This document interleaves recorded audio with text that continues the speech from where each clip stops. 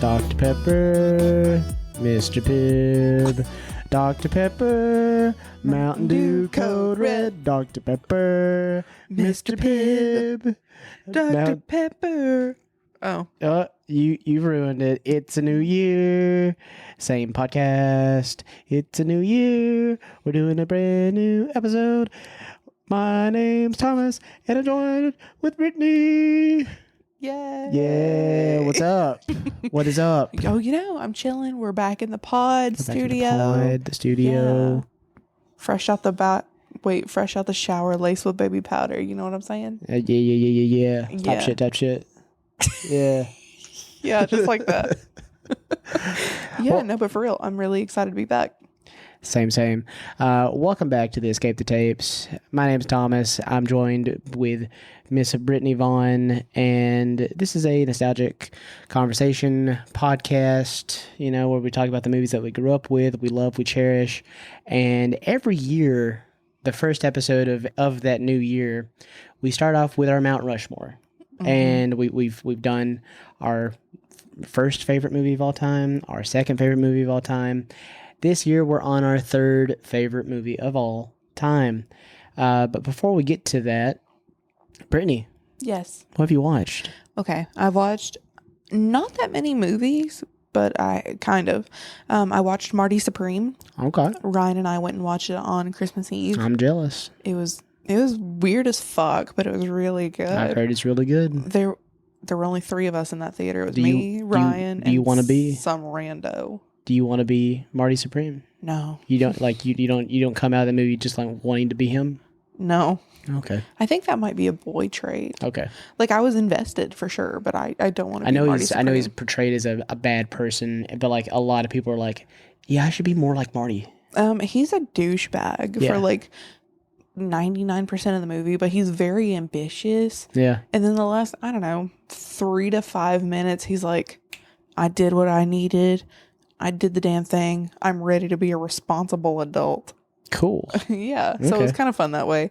So I watched that, and then I watched Camille Nanjiani's Night Thought stand-up episode. Cool. It was really good. I liked it. I was just sitting alone on my couch just giggling. And then I've started rewatching 30 Rock. So I'm kind of alternating between 30 Rock, Buffy the Vampire Slayer, and House. What season of Buffy are you on? 7. Okay. Yeah. Wait, is there 7 or 9? I think I'm honestly not Seasons. sure. I had to take a break from Buffy because I got too deep in the sauce, too lost in it, and then I had to like wean myself off for a little bit because it was getting weird in my brain. So Gotcha. I was like, pause. And so I just brought it back recently. Nice. Yeah. What about you? What have you watched? Well, like everybody, I think everybody's watched and caught up on Stranger Things. If you know, Damn. except Brittany, I know. But like it's a Stranger Things thing. Like I liked it. I enjoyed it. Did I love it? Hell no. I'm glad it's over. I'm really glad it's over. I'm so sad to hear that. I want it. I want to get caught up. I feel like I have to dedicate an entire day to it, and I just haven't had the emotional bandwidth to do that yet. I got you. I'm hoping I can do it tomorrow. Okay. Because I have no plans. I will say the 4th episode and the last episode are probably the best episodes. Other than that, I do think this season was trash. Okay. But yeah, I've just been on a Star Trek binge. Really? I've been just Star Trek, Voyager. I'm in the weeds in that. I'm watching just Star Trek movies. And I watched Nemesis for the first time in a long time. And I just I don't remember it being that bad. I know I watched it when I was young, but seeing Tom Hardy not just jacked, behemoth that Tom Hardy can be. And he's just kind of like a scrawny Tom Hardy, but still the main bad guy. It's weird. Nemesis is not a good movie at all. I do think it's you have the entirety of the Next Generation cast in just a really floundering, piece of media. It does suck. That's pretty much it though. I've just some Val Lewton movies. I walked with the zombie. Shout out. It's amazing. Go watch it. Okay. I've also been on a roll with the movie franchise that we're going to talk about now. Yes. Yeah. I feel like the reason I haven't been watching a ton of things is because, like, we had the holidays, and then I don't know, and then we started back to school. It's just it's a whole thing. I gotcha. You feel me? It happens. It happens. We're only human. Only got so much time on this rock. What are we talking about today, Brittany? I'll tell you what we're talking about today. We're talking about my third favorite movie. Right. My third favorite movie of all time. It's a toss-up because, like, I feel like I think my Rushmore, out of all of them that changes, is 3. You would think it'd be the last one. You think 4 would change, but I think that my 4 is, like, cemented as it is definitely a 4. Right. My third spot does flip, and your third favorite movie of all time happens to be my third favorite movie sometimes. Right. But the third favorite movie that we're talking about today, my third favorite movie of all time, I love it. Love it to death. It's a classic. It's a gem. It's just a feat of film and, like, just action bonanza. I love it to death. It's the one, the only Raiders of the Lost Ark. For nearly 3,000 years, man has searched for the lost Ark of the Covenant. The Bible speaks of the Ark leveling mountains and laying waste to entire regions. Not something to be taken lightly. No one knows its secrets. Jones, do you realize what the Ark is? It's a transmitter. It's a radio for speaking to God. An army which carries the Ark before it is invincible. The Ark. It is their Atanis. And it is something that man was not meant to disturb. It is protected by forces beyond imagination. It is desired above all treasures on earth by those who are good, trust me, and those who are evil. I'll tell you everything. Yes, I know you will. Raiders of the Lost Ark. A film from Steven Spielberg and George Lucas.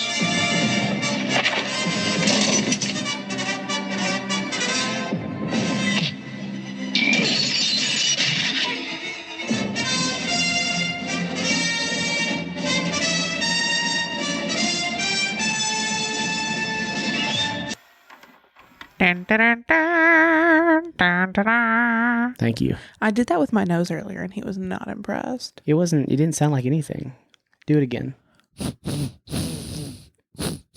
Oh, wait. I was not this congested the first time I did it. It was a lot clearer earlier. Yeah, also, you didn't hold the mic up to your nose. Like it was like faint whistling.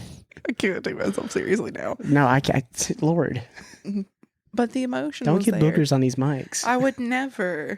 It's all over the mic, Brittany. It's not. Disgusting. Well, Disgusting. disgusting. Yes. My third favorite movie of all time happens to be Indiana Jones and the Raiders of the Lost Ark. And the Raiders of the Lost Ark, it's always been Raiders of the Lost Ark, and then the sequels came out, and then they just slap Indiana Jones on top of it. Directed by Steven Spielberg and written by Lawrence Kasdan, George Lucas, Phil Kaufman, just phenomenal 80s actioneer. I think your brain chemistry has to be altered when you watch this movie. For all ages, any boy or young girl. Okay. But like I'm just saying, mostly this is a boy movie, and I'm just saying, Okay. if you watched it, your brain chemistry is changed, and you go outside and you swing off branches and you bust your ass or you bloody a knee. You want adventure. You crave adventure. Yeah. Like this makes me want to just like go outside and stop the Nazis. And like, Yes. actually, it's actually kind of prevalent right kind now. of prevalent. Hate to say it. They're at our front doors. They're in the Mexican restaurants, ironically. Okay, They're like, we love Mexican food, but also get them out. Go. Whores. I think the Nazis are the best villains, and I think Steven Spielberg and George Lucas agree with me. George Lucas just invented space Nazis. Right. Yeah. He did. And So- it works. What is your relationship with this movie? Before I gush about mine. Okay. So I did watch this as a kid. Awesome. I watched all the Indiana Jones movies as a kid because I love Harrison Ford. I love him as Indiana Jones. But like there was a period of my life where I was very into like Indiana Jones, Nancy Drew, the Hardy Boys of it all. Yeah. Because like you said, you know, you really crave adventure. You do. And I don't know, it was just like the most fun escape for me. And this was pre-Mummy, obviously. And we all know how I feel about the Mummy. You wouldn't have Stephen Sommers' Mummy, like Brendan Fraser Mummy, without this movie. I know. So I truly owe a lot of my life to this movie. Yeah. In such a weird way. But I remember as a kid, the scene where Marion's drinking in the bar. She's out drinking this bigger dude. And she does it with a smile on her face. And then like you see Indy with like his little shadow in the hat. The blocking and reveals in this movie are very dynamic. And I love them. Yes. They're so tight. They're so cool. I think in my mind too, because this is also, I think around the time like where I really got obsessed with The Princess Bride. Yeah. So it's just like action, romance, and like a lot of sarcastic, witty banter. Yes. I think it really just like shaped me in my formative years. No, that's another thing. Lawrence Kasdan as a writer and just a script doctorer, he's tight with dialogue. He keeps it snarky, tight, it's witty. It really doesn't have any fat on the bones. It moves. It does. It glides. I mean, there's a reason why Empire Strikes Back is the best Star Wars movie. It's because Lawrence Kasdan worked on it. Indiana Jones, once Indiana Smith, if you believe it or not. I don't. But Indiana Smith was the original name that George Lucas came up before Steven Spielberg came to him and was like, hey man, I really want to make a James Bond movie.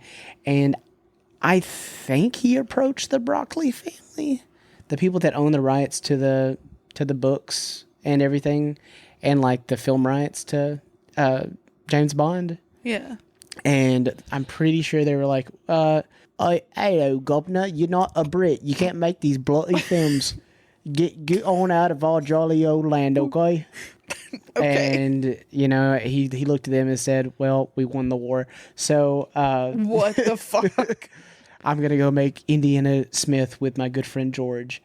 And Indiana Smith was too close to the Western Nevada Smith. So they were like, let's change it. Indiana Jones. Yeah, no, and I think that was the perfect move. Yeah, no, it's sick. I don't think Indiana Jones would have been nearly as iconic as Indiana Smith. Yeah, no, Indiana Smith sounds dumb. It sounds like you're a hillbilly in Nebraska. The porn parody. Yeah, actually. It's like Indiana Smith. This is a PG movie, Brittany. Okay. It's wild that it's a PG movie. There's headshots, there's blood, there is a bit of gore. There's What? There's what? Okay, there's not back shots in that way. Wait a minute. I know. There's not back shots in that way. But like the scene where there's squibs and practical effects that are very gory in this PG movie. Yes.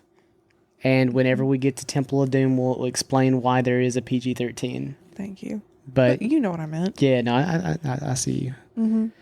As the Na'vi say, I see you. I meant to say that we saw Avatar Fire and Ash. I forgot about that. This is bad podcasting. Shit. It's okay. It's okay. We took a little break. We're getting back into it. We're getting back into it. But this year is gonna be awesome. This year's gonna be our year. Sick nasty. Sick nasty. Freak nasty. I'm freak nasty, baby. Freak nasty back on the mic. Let's go. Indiana Jones. The opening to this movie is probably the most it's one of the pinnacles of just iconic openings, What other movie do you think opened better than this? I'll tell you, Rugrats, the movie. Right. Just because it parodied this movie. It's wonderful. It's really cool when you introduce a character as a fucking badass. Yeah, absolutely. Literally we're introduced we're in the jungle, and you see Alfred Molina, aka Doc Ock from Spider-Man 2, kind of in brown face. Yeah. And, you know, he's walking around. He's, you know, he's the guide. He's the helper to Dr. Jones. He also has another companion. That guy tries to turn on Dr. Jones. We don't even know this is Dr. Jones yet. We don't even know if it's Indiana. No. And he just turns around, cracks a whip sound effect. That's good. And he just like whips him. He, you know, knocks the gun out of his hand. And then he just walks out of the shadows, revealing, I mean, hot ass, handsome ass Harrison Ford. Yeah. A beautiful man. That's my president. Hashtag that is my president. That's my president. Air Hell Force yeah. One, baby. Yeah. Get off my plane. We got to talk about Air Force One someday. Okay.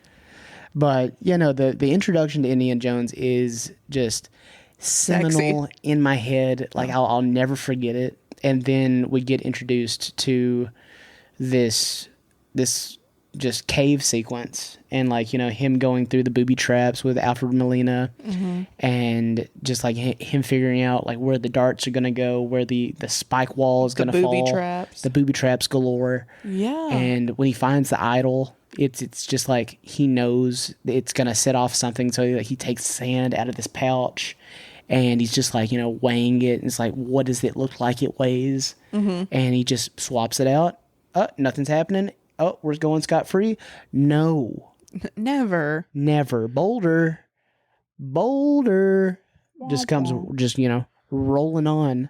You know, it's a phenomenal sequence. And Alfred Molina, you know, flips on him.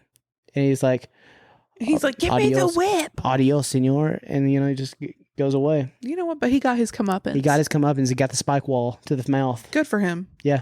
Also very gory. Yes. Yeah, which is surprising for the PG rating. It was like through the head, through the mouth. And through the thighs. Yeah. Not to reference Blade again, but like in Blade. Yep. Okay, like the casket with all the spikes. Yeah. It feels very reminiscent of that. I can see that. But without like the enclosure. No, the whole opening sequence, and you think he gets out, you know, of the cave scot-free with the idol, and no, the Javitos have got him surrounded. Bows and arrows. They had like these like poison arrows, and they're aiming at him. And then this, you know, Frenchman, Belloc, walks in and is like, "Dr. Jones, we meet again." They once were our, you know, closest allies. Now there's Belloc, and like now I hate the French. Absolutely. I hate the French. Can I tell you a fun fact? Tell me a fun fact. This was Alfred Molina's first role. Yeah. That's so fun. I'm trying to think if he did Fiddler on the Roof before this. Like, yeah, no, this was his first like on-screen role. Yeah, Awesome. and I love that. Yeah, no, I love when Alfred Molina just shows up in things. Yeah. He's the best. He has this whole monologue with Indy, and it's like, you know, I'm better than you. I'm always going to be better than you. He goes full on Marty Supreme on Indy for a second. Yeah, he's like, you and then suck. I've done it all. I deserve it. Indy takes advantage of that and like runs away, and then he just goes. He looks at the Javitos and he goes, and they just take off after him. It's crazy. And then it literally goes into like this awesome wide shot. You see Jock with the seaplane. He's there, he's fishing, and then you just see this wide shot of Indy. We're running over this mountain, this like mountain line, and then you just see the Javitos just like, you know, gaining on him. You know, we have all that. He gets in the plane, and you know, Indiana Jones. He's not afraid of anything, Brittany, but he is afraid of snakes. Yes. Oh yeah, he hates snakes. He hates snakes, and he lets Jock know about it. And like, what is Jock doing with his pet snake, Reggie? Poor like, Reggie. I mean, like, it's a plane. It's not like a He's dog. He's not meant to be up there. He has no, like, he can't stick on anything. Like, he's not like a dog hanging in his He's slippery. He's slippery. He could fly out that plane. He could. Honestly, Andy's probably hoping for some weird backflips. So he could just slither on out. It's not the only animal that we hate in this movie. You know what? I like Reggie. Reggie's a good noodle. A sweet soul. I take it back. There's one animal, like an actual animal that we just cannot stand. No. But we're not there yet. We will be. We're then introduced to Dr. Jones. Like, that was Indiana Jones. He's in the field. He's out here in the field. He's doing this thing, and now he's Dr. Jones. Being gorgeous, being sexy, you look into his classroom, all you see are women, dare I say drooling. Yeah. There's These like maybe age appropriate girls. They got their like little eyes like, you know, tattooed with like "love you" on the lids. Yeah, that was crazy. They're work. swooning. They're swooning. You know what? Listen. I would be too. I am. Good looking guy. Handsome, good looking guy. Handsome, educated. Him and a pair of glasses. No, for real. Slutty. Like, dude, he pulls off a pair of glasses. Slutty. Yeah. Love to see it. He was almost going to be a version of like when they're like might be recasting for Superman. Really? Yeah, they're thinking about him for Superman. That's crazy.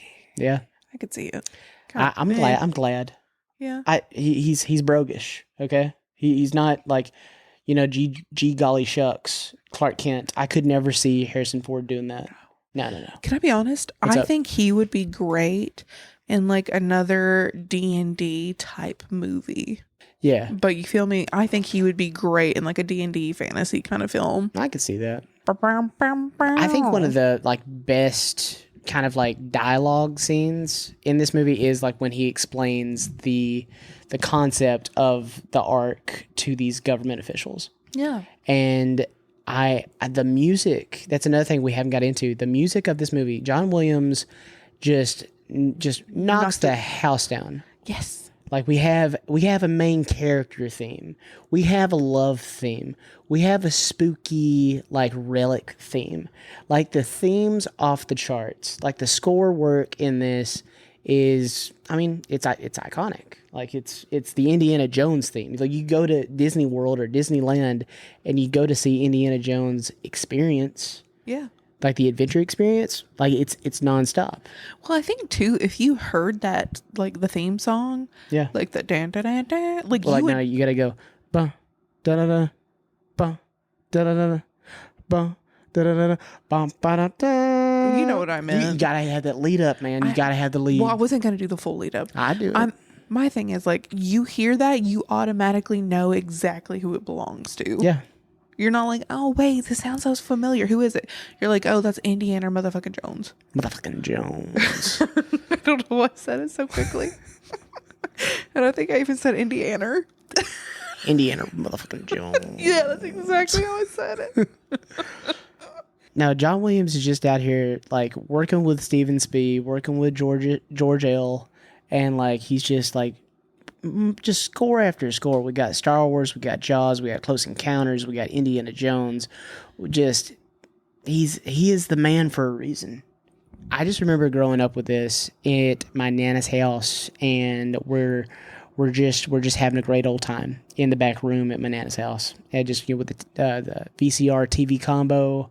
I've got the trilogy hand-me-downs from my mama, and this was the one that like I watched the most. It was this and Last Crusade. Temple of Doom, I don't love, but I mean it is definitely the third best Indiana Jones movie, and there's only 3. There's only 3 Indiana Jones movies. Okay, I know this is going to be a hot take for There's you. not only 3, but there's only 3 to me. Well, this is exactly what I said. I know it's going to be a hot take for you, but I remember as a youth really liking Kingdom of the Crystal Skull.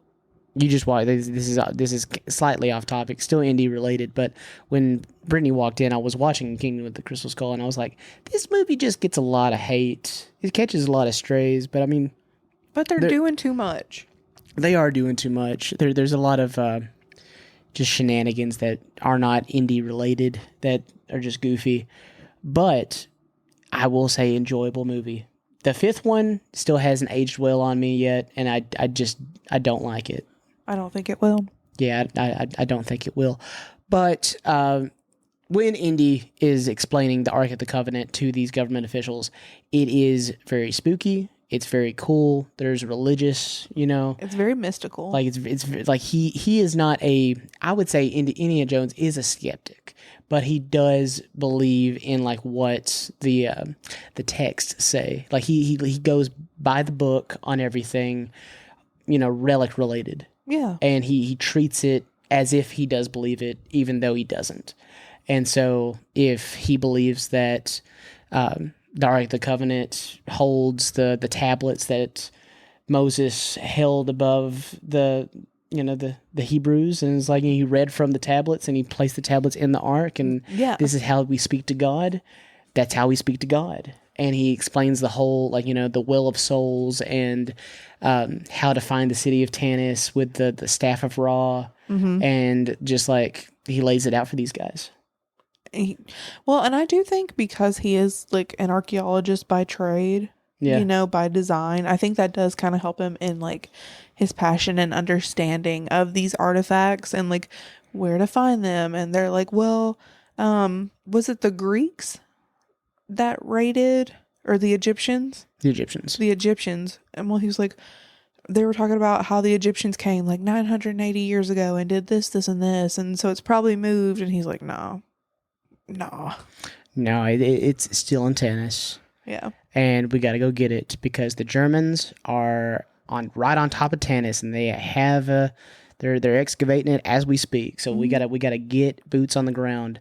But first, I need to go find Dr. Ravenwood, and he's in Nepal. I gotta drag his ass out there because he's the one foremost expert on the whole thing. Yeah, and then they're actually he's kind of shady. Brittany was he's a Nazi. No, I said he's a Nazi pig. I didn't say that. He's a dirty Nazi pig, and we should hate him. I didn't say any of that. No, because they were well, why would we want to go with anybody who's mentioned in the Nazi playbook, or not playbook, but you know what I'm saying? And Brittany judges a book by its cover all the time. Stupid Fräulein. Stupid. You're being so bad right now. Indiana Jones packed up his bags and he flies to Nepal to find this Nazi bastard. He's not a Nazi. Dr. Ravenwood. No, I said I thought it was funny how Indy was so firm in his beliefs that Ravenwood is not a Nazi. Yeah. Because let's be honest, if you were mentioned in a Nazi newspaper, called out, hey, I'd be Thomas, are you a Nazi? But he's nah, Ravenwood's not a Nazi. It's fine. But Fräulein. JK, Ravenwood dead. It's just his daughter, Marion Ravenwood, played by Karen Allen. We love to see her. We love her. We do. Just the drunkard that she is, and she's she's a spitfire. She's cool. I love her. She's a great gal. A young, beautiful, cool 27-year-old. Yeah. Yeah. The funny past Indiana Jones and her have. How funny, Thomas? Well, there could be some underage allegations, I don't maybe thrown his way. I don't. Yeah. It's kind of fuzzy. It's just you ever see people that graduate high school at 17, but they're on their 18th year, but they're actually dating somebody that's way older than them. Yeah. And they're just wait, is this statutory, or you guys it feels weird. It's weird. But I know because this is set in 1936, at the time at the time of their relationship, it was the 1920s. I understand that that was par for the course. She is playing a character that is 27 years old, and he is 37 years old. Yeah. She then explicitly tells him with a punch to the face that I was a child. She was a child and she was in love. And you knew better. That was 10 years ago, and we did the math, and we were just we were ugh.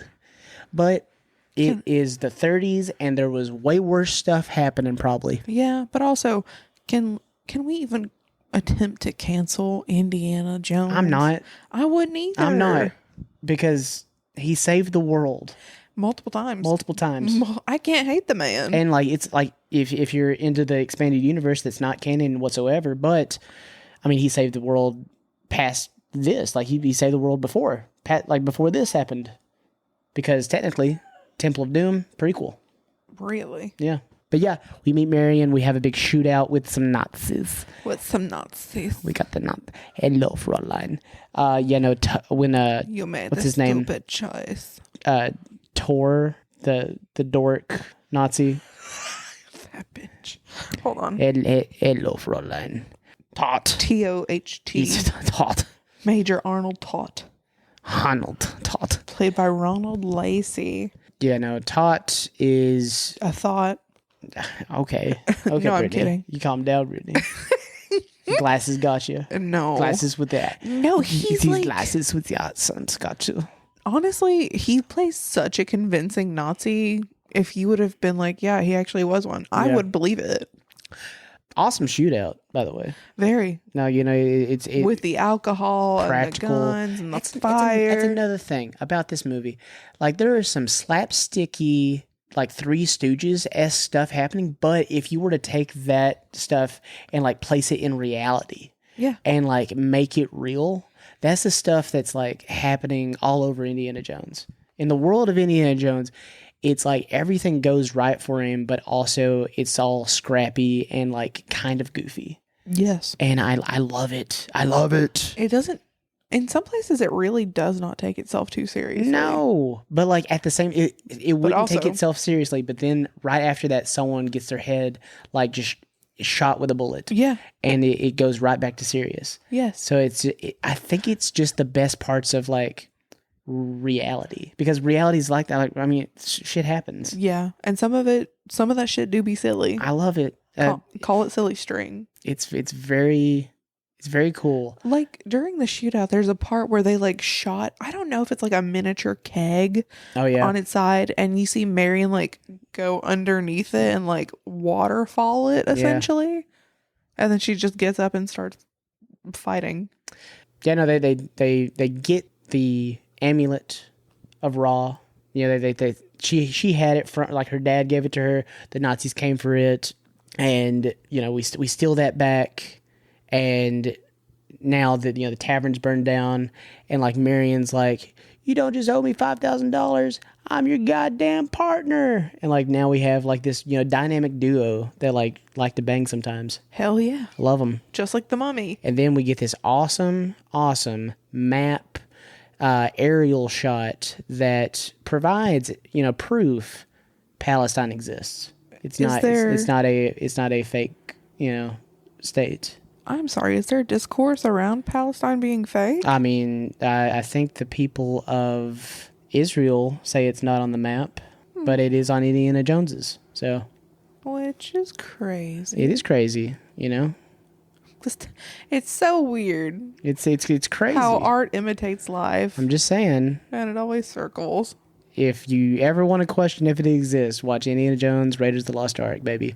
Watch them remove this from streaming services now. I wouldn't put it past Disney. We wind up in good old Jordan, where we meet up with Sala, played by the one, the only John Rhys Davies, Gimli himself. Everybody, like he's so jovial, and he's so welcoming to Indy and also Marion and like the whole family, and it's.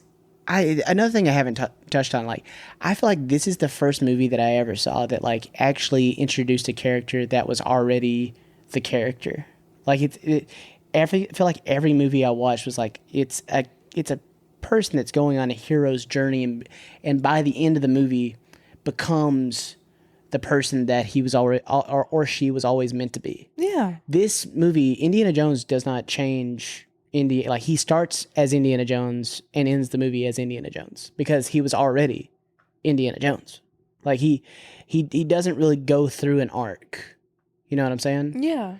And I think this was the first one that I think really works. I can't think of another movie that the character doesn't go through some kind of, you know, internal battle, and like I don't question the movie and the character, and like come out liking it, you know?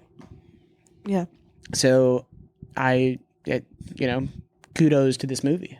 Absolutely. I think this movie has such like good points all around. It doesn't hold your hand, but it does, you know, like we say, it shows and doesn't tell. Like it takes us on the journey, and we're right there. We're with him. experiencing. And the kooky, just zany, you know, attack on the streets of Jordan. It's very Scooby-Doo-esque.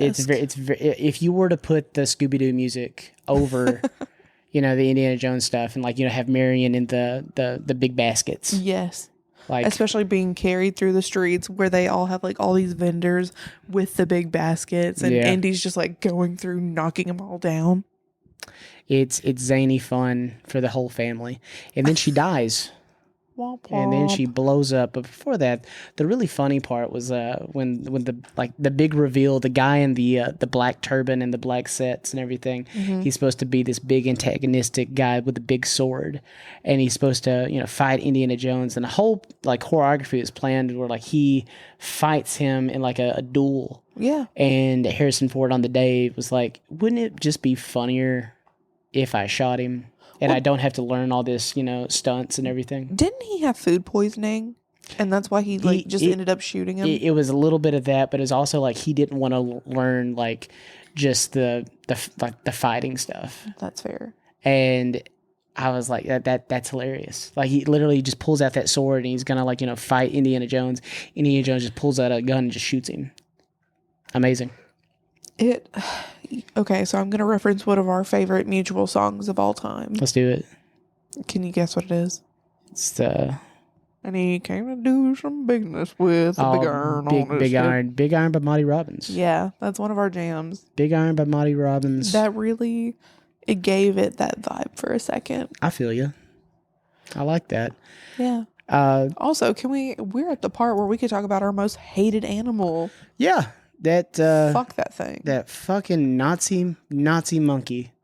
So we have a guy that is like eye patched up, and he has a pet like he's a capuchin monkey, or whatever, and like he's got this little vest on, and like we think he's so cute. cute at first, but then like we find out that he's the spy. He's the secret Nazi spy when they go into a tavern, and like the guy that owns him. He's like just on his shoulder, and the guy that owns him with the eye patch, Zeke Hiles. Yeah. And then the monkey, Zeke Hiles. Hiles. I'm like, that dirty Nazi pig. That dirty Nazi pig monkey. A real Gestapo shit. I hate that guy. What the fuck? God. And then he tries to, like, he's the reason Marion, air quotes, dies. Right. And he's All the because reason. he wanted to be a little Hong Kong. Wait. Honk, honk, Oink, oink. Oink, oink. An oink, oink Nazi? Yeah. Yeah. Fucking narc. Narc. God. You know what? Nazis hate women. Confirmed. Yeah. But what's new? You're so right, King. But that dirty, dirty monkey. He got his come up. Capuchin Nazi filth. Got his come up when his master tried to, poison the dates. I don't know what those things are. I don't eat that. They're kind of like dried prunes almost. Okay. They're very similar. They're very sticky sweet, and they've got like a little pit in them. Nasty. Indiana Jones Kinda. tries to eat it, and then, Sala grabs it in slow motion, Bad dates. and he just like throws it on the ground. It's bad dates. And then you like slow pan over to that dead fucking monkey. Nazi bitch. And then all you hear is me and Thomas cheering in the background. yeah, no, it's awesome. It's like, I don't think we've ever cheered for an animal death before. we've never. But there's a first time for everything, and Yeah, for a no. reason. So with Indy thinking that Marion is dead, And starts drinking. he starts drinking. He picks a fight with Balak. He gets saved by Sala's kids out of Uncle Indy. out of a tavern, and then they have this plot to like, let's just go through with the plan, and they get to the Well of Souls. We have this awesome iconic scene with the staff of Ra, and like it's just Indy trying to figure out where to put this stick, how to like line it up for the sun to hit the top of the gem, the ruby, and to hit the marker, because like they believe they have the marker. The Germans think that they've already found it. Right. They were way off. They forgot to take off. What is it? What's the unit of measurement they were using? Our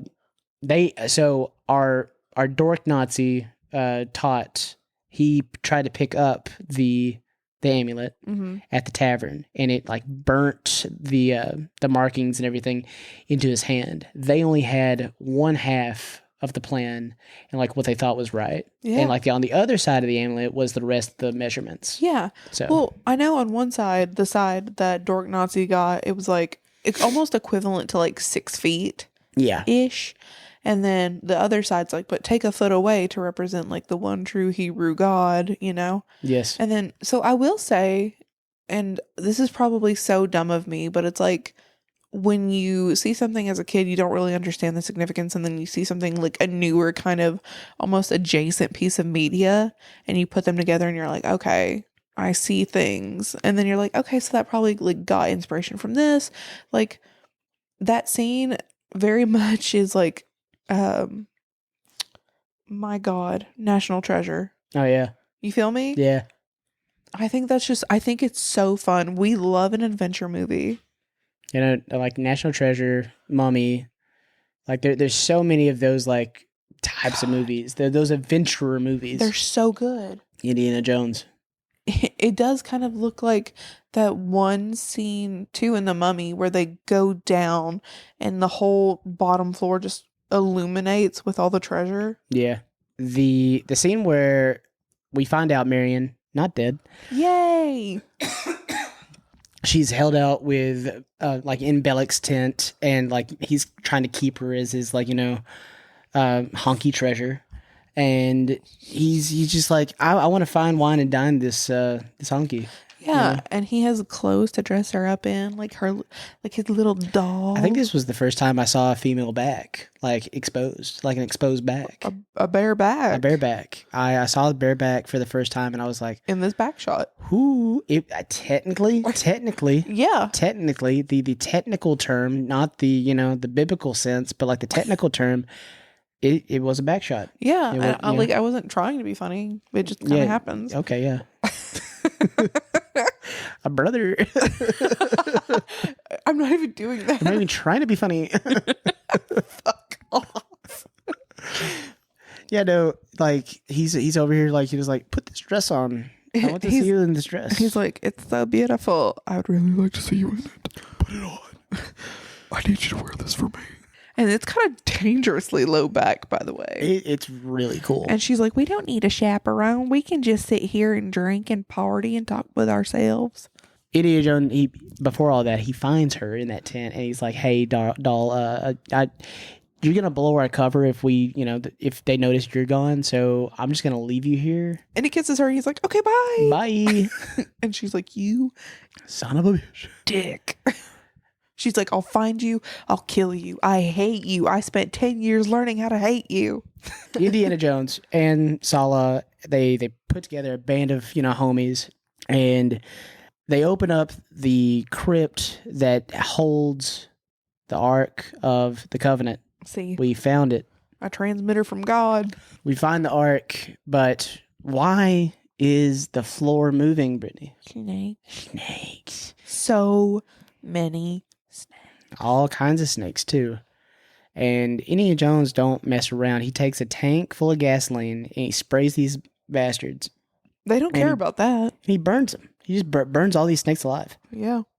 Womp womp. But alas, there's still many more snakes. Oh, yeah, they're coming out the walls.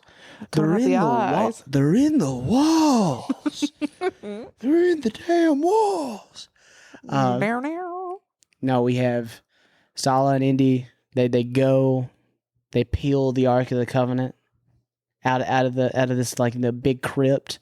But like my nerdy ass was like, Brittany, look, it's R2D2 and C3PO on the panel. Yes, and that was so exciting because I've never seen that before. Yeah, it's just a George Lucas. He slipped a little Easter egg. He did on the plane too, the seaplane.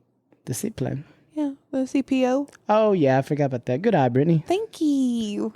Good stuff. After Marion gets fake drunk with our French guy because he doesn't know that she can hold her liquor really well. Yeah. Like to the point of gambling.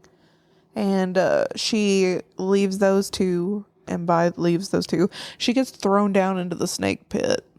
Well, that's when like the Germans figure out like on the day. Goodbye, Fraulein. He's like, hey, Indiana Jones and the homies they found it. Yeah. And as soon as they get the Ark of the Covenant up there, Belloc's like, hello, Mr. Jones. You dickhead. He's like, I won't leave you to die down here alone. What is he? I don't know. He went from being French to, well, what? I die alone. Mexican? What's that? A Latino accent I heard? Unintentional cholo in the comments. Jesus. Accidental cholo. My brother. I think it's okay to mock the French. I don't know about. I can't speak for my Latin homies. I was like, my brother's Mexican. It's fine. Okay. He thinks it's funny. Well, he's not the only one. I didn't mean to make that accent. I don't know what happened. How it happened. And it was so good. I was honestly trying to be more German with it too, and that's the problem. Oh, Fräulein. Oh, no. But yeah, so, all that happens. She's now down in the pit. She's in the pit. With Where- Indiana Jones in the pit. We fell in the pit. In the pit. Sala gets out first. Germans throw Marion in the pit. Indy and Marion are going to die in the pit. Yeah. Until they find holes in the walls. Holes in the walls. Also, a fun little thing I found out. So there's a snake handler, and Karen Adler. Karen Adlin. Yeah. She was terrified of actual snakes. Yeah. So the snake handler shaved his legs and was a stand-in for her Oh, yeah. because of, her Yeah. genuine terror He's of just running snakes. around in this dress. Yeah. Yeah. I think that's so fun. Forgot about that. That's awesome. Also, whenever they get out of the tomb, it's Indiana Jones is like crawling out of Karen Allen, Marion goes first, but Indiana Jones crawls out first, and they did many takes, and Steven Spielberg was like, I just don't like the way you're landing. And so Steven crawls into the hole in the tomb, and then Harrison Ford just like, fuck this guy. And he takes the foam, Plugs him back. foam rock, and he just plugs him back in there. As he should. Yeah, it's funny. Be like, how you like that, Stevie boy? I like it. Stevie Wonder. It's a good time.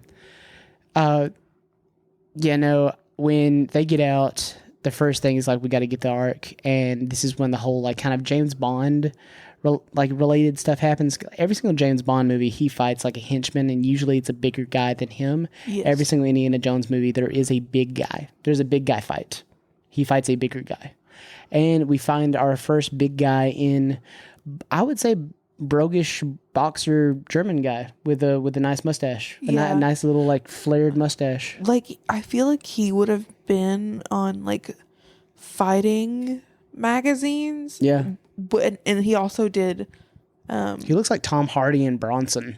Yeah, I was gonna say it also looks like he does. You remember those old timey ads for mustache paste with the handlebar mustaches and the fighter dude? That is the exact vibe. That vibe, and he's just he's just put him up, Yeah, but Puts he's him a up for Nazi. nothing. So Yeah, he's a Nazi. So fuck that guy. right, Yeah. glad you died.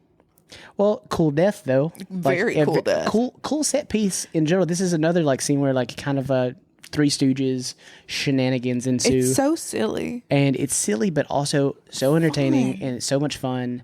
And you just see Indiana Jones fight this guy while Marion is trying to take over this, biplane and kill all these Nazis. But she also gets locked in it while Marion, just a girl Ravenwood.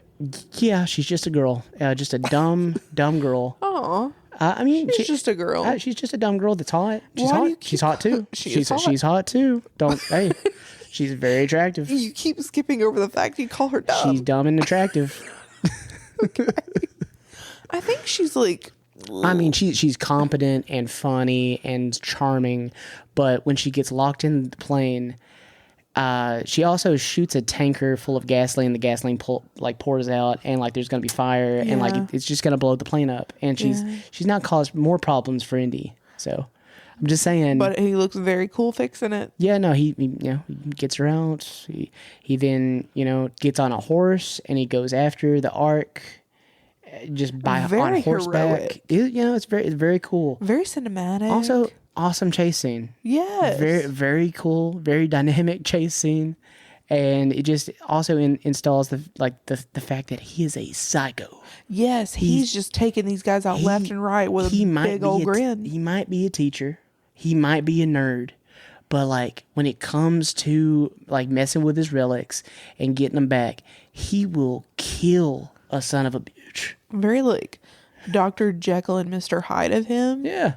But in a really fun, like adventurer, when he has toned down when way. he has the guy on the front of the hood, he just has the biggest grin. He's like, and he's like, I will run you over. And he does. Very, very fun stuff. I love to see it. Yeah. I love to see Psychopath Jones. He's that my would be guy. his Street Fighter name, I think. Psychopath Jones. Yeah. Psychopath Jones. Yeah. After that whole thing, he gets the Ark back. But then, no, he gets the Ark back. And it's like we're going from like, it's really cool. I feel like a lot of video games also kind of like ripped on Indiana Jones, where you have like, Uncharted or like Tomb Raider. It's just like you get the thing and like you just keep traveling. It's different set piece. Now we're on a boat. Now we're on Captain Katanka's boat. Yeah. And this big freighter. And like we just have this awesome like lovey-dovey moment. It's so cute. And like, this is the month of love. And, it's like it's this big kind of just like lovey moment that we haven't gotten with these two characters yet. Yeah, no, everything about them thus far, like relationship wise, has been very like stilted. And like it hasn't had it like they're shared like firing at each other. Yeah, they shared constantly. A kiss when he found out she was still alive, but he had to leave her again. Yeah. And they haven't really reconciled that yet. No. And she knows what he had to do was right, but he left her. Yeah. And that's the crux of the issue here. But on the boat, like she's wearing this whole silk negligee moment.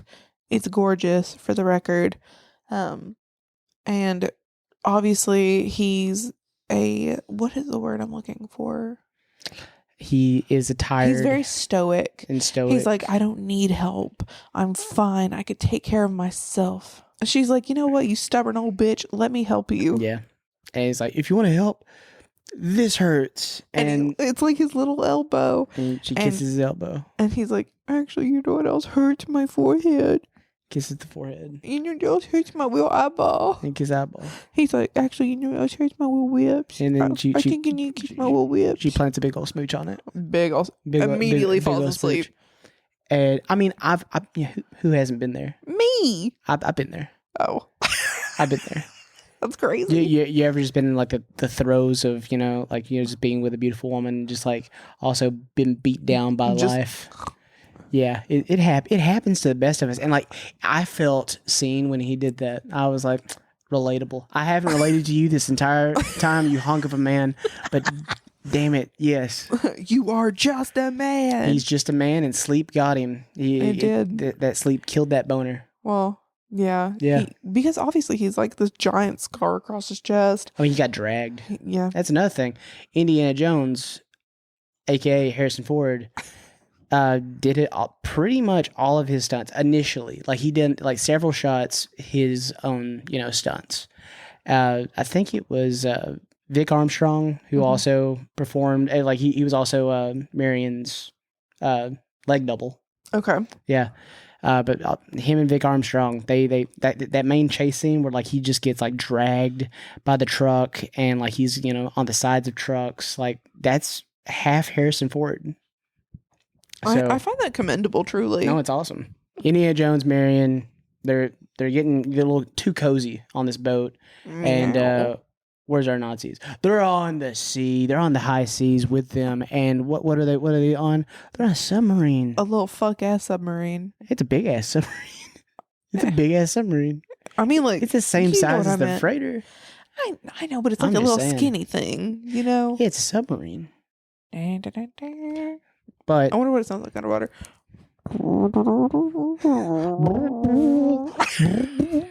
We gotta stop. The Nazis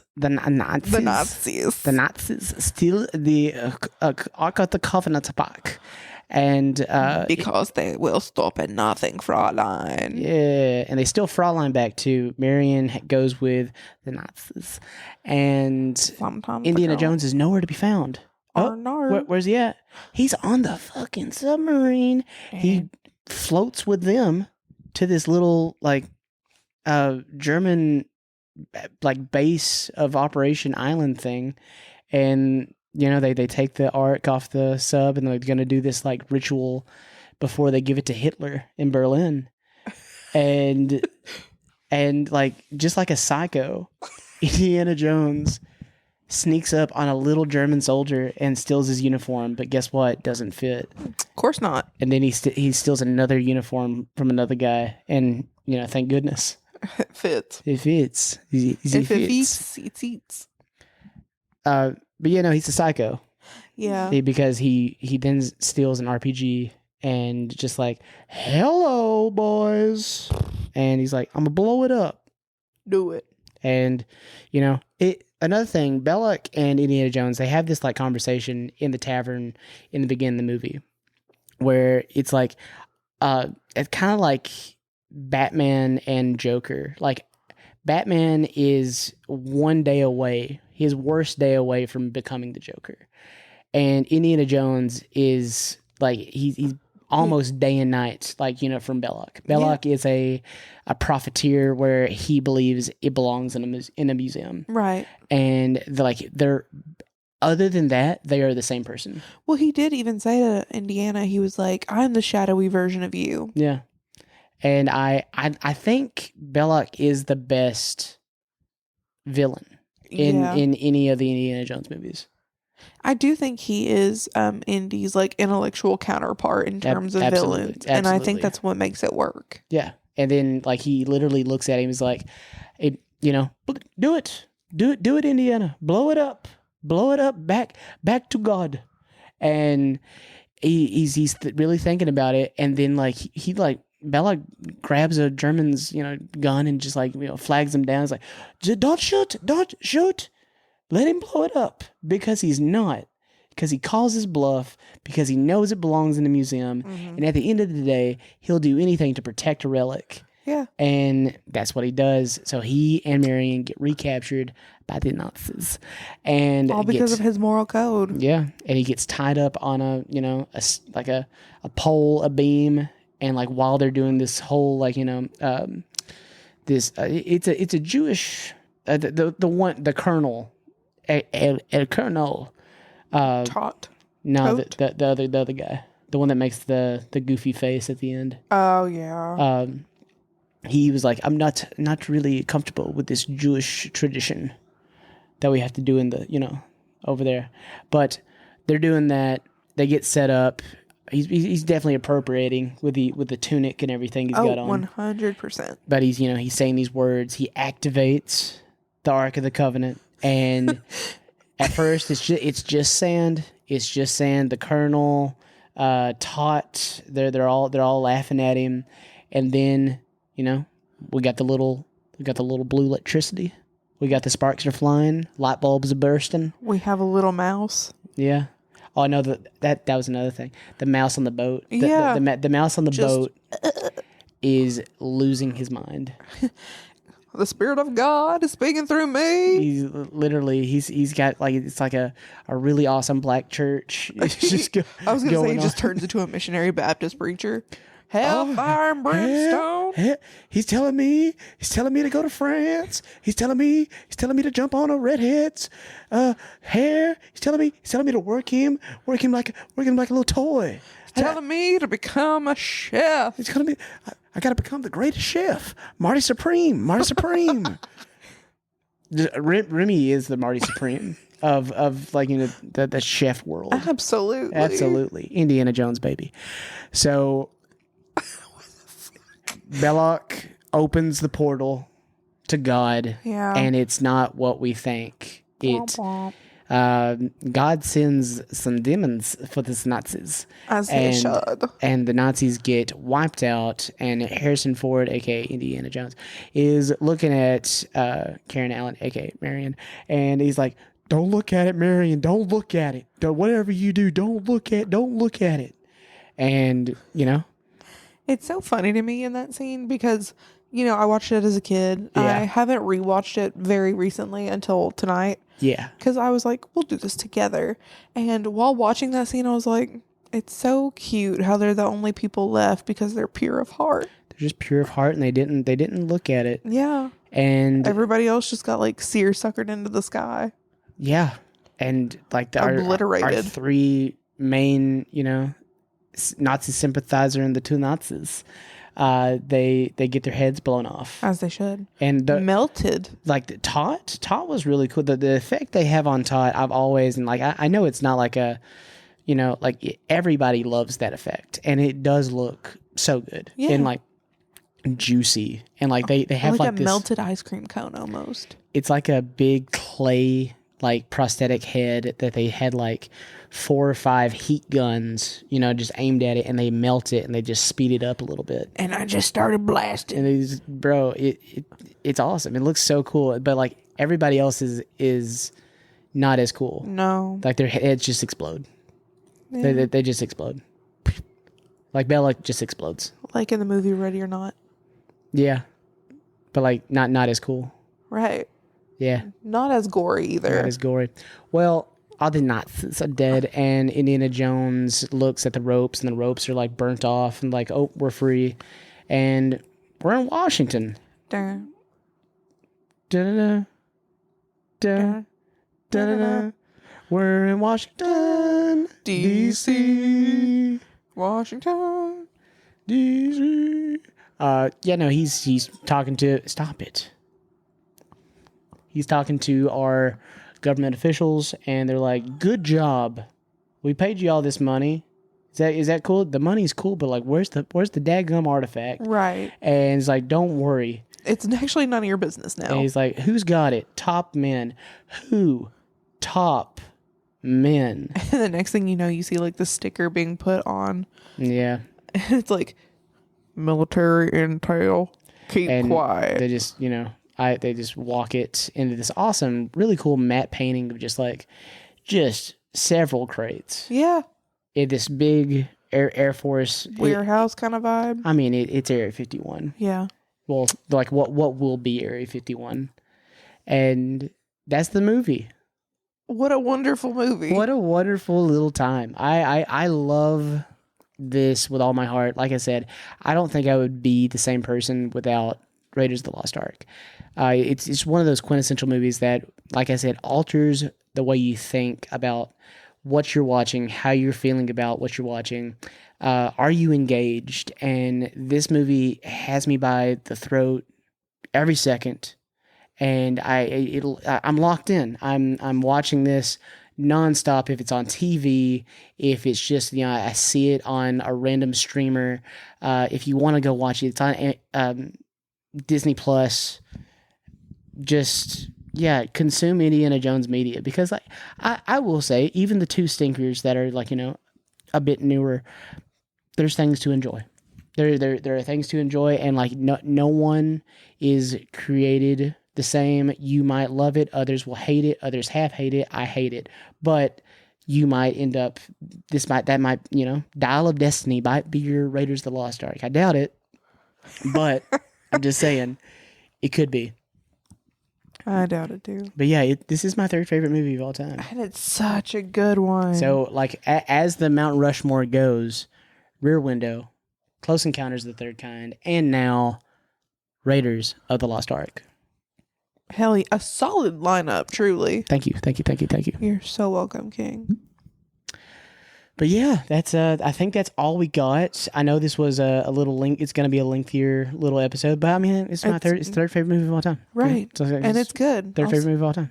It's okay. Plus, I think it's a good way to kind of start out this season for us. Yeah. And by the season, I mean we had a little break. We started we did our schedule for this upcoming year. We have our themes ready. We have our stuff. We're good. Stop. This is a very exciting year ahead for film and cinema, and for two people who will have known each other for 10 years this year. This is a 10-year. Our 10-year. Yeah, we're almost exactly on our 10-year anniversary. Wow. How cute. 10 years. Wow. 10 years of us. 10 years of us. This will be the 3rd year of the podcast in August. Ooh. Which is crazy, by the way. It's crazy. A crazy good time. It's crazy fräulein. All right, Brittany, where can they find us? They can find us on Instagram, TikTok, and Blue Sky at Escape the Tapes Pod. Do it in a German accent. You can find us on TikTok. Wait. Okay, Dracula. Lord. Just do it normal. Just do it normal. You can find us at Escape the Tapes Pod on TikTok, Blue Sky, and Instagram. If you'd like to email us, you can email us at escapethetapespod@gmail.com. If you like our intros and outros, it's done by the one, the only Simon Bronner, aka Rook Falco. He's on Spotify. Love him. Sweet little noodle. Yeah. Yeah. Yeah. Yeah. I think you took all my speaking roles just because I had a lot of speaking, on this one. So I'll let it slide. I've had a great time. You're the best. I love you. Oh, I love you, buddy. I love Indiana Jones. Also email us about like what's your favorite Indiana Jones movie? Like, what's This one. This one is the best. But like, just what's your favorite adventure? Like, what's your something like an adventure movie, like a big epic action sprawling thing. Well, what's your favorites? Right in, baby. Let us know, because we are genuinely interested. Also, Happy New Year. Happy New Year. I hope you guys have such a good time, because we clearly are. Absolutely. And we will continue to do so. Absolutely. Alrighty. Toodaloo, bitches. Dun, dun, dun, dun, dun, Indiana, motherfucking Jones.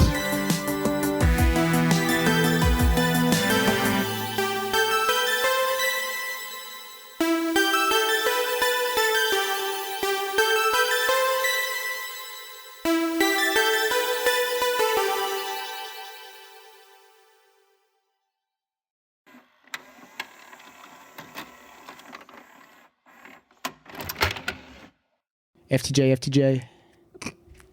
Fuel the jet. You don't know. Transformers, baby. Oh my